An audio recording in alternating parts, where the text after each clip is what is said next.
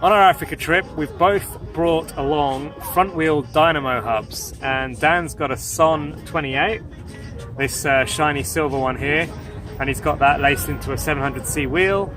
And in my 26-inch wheel, I've got an SP Dynamo, which is about half of the price. So how have you rated your Dynamo Hub on this journey? It's been pretty good actually. I would say that it generally manages to keep the phone charged. It won't completely charge it.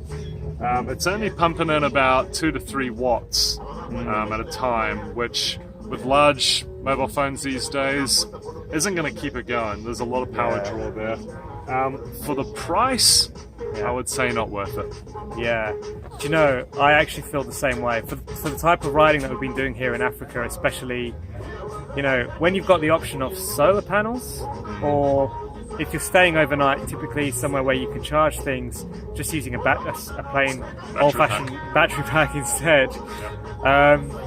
The complexity and the initial outlay, we've both sort of felt it's not really been worth it for our trips. Yeah. If you want to keep electronics in your cockpit, keep that going, and have things there, you know, all there in the cockpit, then it's great for that. But apart from that, mine charges a little bit slower than, so the SP one that I've got charges a little bit slower than the Son one.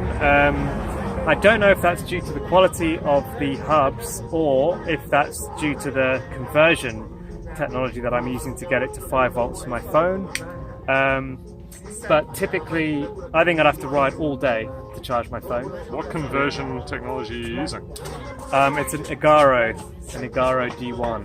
Right. What are you using? I'm using the Bush & Muller, which I think it's paired quite nicely with the Son, and that seems to work really well. Okay, we'll put some links down below for the bits that we just mentioned, and you can have a look. But as far as our experience here in Africa, I would say you've got to ride all day to charge your phone.